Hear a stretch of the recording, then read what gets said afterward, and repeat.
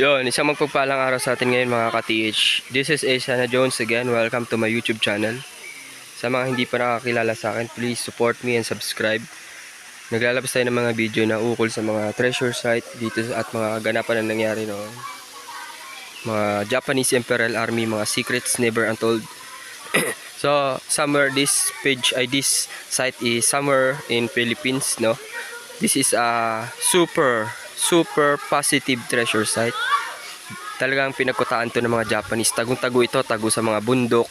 Ngayon ginawa na itong tourist spot, dinarayo ng mga tao. Tapos ginawa nila ng hagdan doon. Ay ang hagdan na yan, gawa na yan ng mga taga rito. Dati wala yung hagdan. So nag-entrance ang mga Japanese Imperial Army na dala ang mga ginto na binaon nila dito. Dito sila nag-entrance.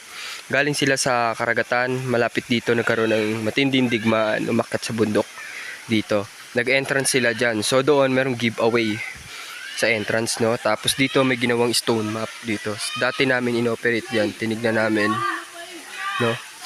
Pero wala naman kami nakuha dito kasi nasimot na to. May mga minero daw dito noon na nag-ooperate. Wala namang ginto dito sa area na to kasi yung mga bato dito hindi kakapitan ng ginto. So kaya lang tinawag na minero kasi meron sila mga kinukuha mga ginto dito.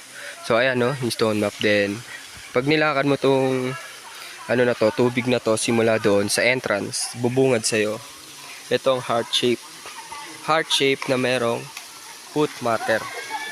May foot marker yan mga ka-TH. Meron foot marker. Ito, foot marker, kita nyo ba? Ano? Ang laki ng puso na yan, no? So positive treasure site. Itong area na to, napakaganda ng area na to, no? Then entrance, tapos merong stone map doon na tinatawag. Then bubungad sa yung heart shape. Tinabas yung part na yan dyan. Dati merong bato yan dyan na nakaharang malaki na pwedeng dati tinatapakan ko yun. Gumugulong pa nga yun eh. Maalog. Nawala yun. Yung pangalawang punta namin, binasag na. Tapos ito na, no? So positive treasure site. So ayun, meron pansyon doon. Doon nila nilatag yung bato. Yung mga dala nila. Tapos itong ano yan eh, pentagon yan, pentagon. Tapos yung mga kanto niyan, yung arrow indicator. Bawat arrow indicator, kanto niyan nakaturo sa mga deposit. Sa mga deposit na may mga giveaways. No, then doon banda, merong flagpole na tinayuan, yung bakas ng flagpole. Na meron ding giveaway bago makarating doon sa nakadilaw na yun. Meron dong kabibi shape na nakaharap sa facing sa kuweba. Ayun, kita nyo yung kuweba, yun ang kuweba. So kung gusto nyo makita yung mga pinakita ko dyan, no, tingnan nyo yung mga another videos ko. Meron ako mga videos na in-upload pa, lagay ko yung link dito sa description, no. Di tayo makapunta doon kasi baka makita nila yung ginagawa natin, marinig nila. Sinasabi natin, no, sikreto lang pag treasure hunting. Tapos dito meron nakuha dyang giveaway dito part. Tapos ito yung pinaka attention dito, ano, yung bumabagsak na waterfalls.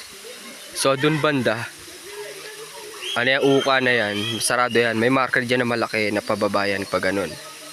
Yung ano na yan, pababayang hiwa na yan. Tapos dito, tapal na lang yan. So yung nag-operate dito na tinatawag nila mga treasure, mga minero dati, no, nag-operate sila dito. Yang kita nyo may mga dalawa na yan dyan na tao. Meron dyan drill nila yan. Tatlo yata hanggang doon yung butas nila. So ibig sabihin, i-drill, ano, babasagin sana nila para mapuntahan nila yung kuweba sa loob. So dati kasi mababaw daw to, kwento dito. Mababaw yan dati. Tapos may namatay na dyan, no, hindi nakaahon. Kasi meron daw yan dyan kuweba sa loob. Meron dyan entrance, yung pintuan. Tapos meron dyan lumubog na machine o yung parang water pumper yata yun na inahon nila. Nung una namin punta, nakita namin yun dun sa taas. Pangalawa yung punta, wala na yung pumper na yun, na ano na yun, hindi ko alam kung ang tawag dun. Lumubog daw yun dyan. Tapos ayun, tumigil na yung operation dito. Siguro nakuha na nila, pero ang sabi-sabi dito ng mga tao, hindi pa nila wala pang nakakapunta. Kasi tapos may namatay na daw dyan, bumara dun sa may, siguro sinubukang pinasok, hindi pa nila napapasok yung loob niyan. Malawak yan guys. Ay kakatiits yan, no? Hanggang dyan yung bangin na yan, malawak yung loob niyan. So, ngayon, ang ano, ang ang ano, hinahanap nila dito yung sabi nila yan lang daw yung, pintuan eh, pero palagay ko trap lang yan. Alam nila ng mga ka-TH na mga treasure, mga Japanese na papasukin yung loob na yan, kasi yung loob na yung baba na yan dyan guys, yung tubig na yan dyan sa gilid, may dalawang tubo dyan na bakal, may dalawang tubo dyan na bakal, tapos nakasemento yung gilid niyan. May mababa, ano yun, kumbaga ang tawag doon, ano siya dyan ano siya, air ventilation. Yan, may ginagawa yung dalawa. Air ventilation yan, yung dalawang tubo na nandyan. Dyan sa inaanuhan mismo ng dalawang tao na yan. May tubo dyan, yung isa dito banda. Yung isa nandun sa likod ng mga, ay dito sa blue na tela. Nakikita nyo yung blue na tela? Ako nagtanggal ang blue na tela na yan eh. May tubo dyan na bakal na nakabara yung blue na tela na yan. Nakasemento pa nga yan eh, hindi kita. Pero hinila ko.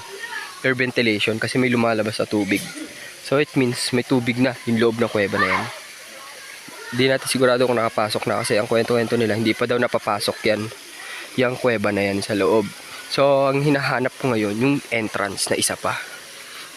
Sa mga Japanese, gagawa sila ng entrance na may trap. Tulad yan, sa ilalim ng tubig yung entrance. So mag-iisip ka, di ba? Paano nila idadaan yung ginto dyan kung bumabagsak ang tubig yan? No? So meron pa yung ibang entrance na isang tao lang ang kasya. Trap lang yan para sa mga nag-ano. So dito, kita nyo yung guhit na yan. Yung guhit na yan. Makikita nyo pag sa malapitan sa iba kong video, tapa lang yung gilid na yan. Mas dito may uka. Ito yung isang entrance. May marker yan dito na malaki. Marker parang pa letter F. Entrance ang ibig sabihin. Dito, yung guhit na yan, tapal yan hanggang dito. Andito ang entrance. Papunta dun sa loob. No, nahanap nila yan.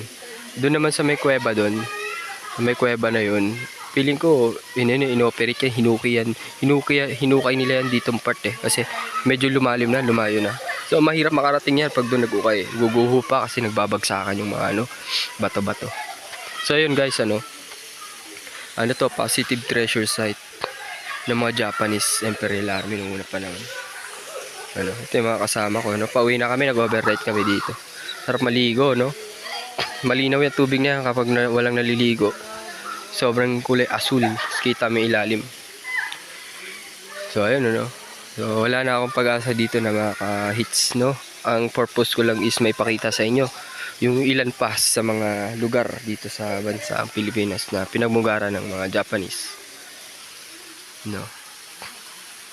Ayan, gawa nila lahat yan, ang Japanese Imperial Army. Tapos nung ginawa na yan, hagdan na yan, bumaba dito yung mga taga-barangay, tapos inaayos nila, ginawa tourist spot, no?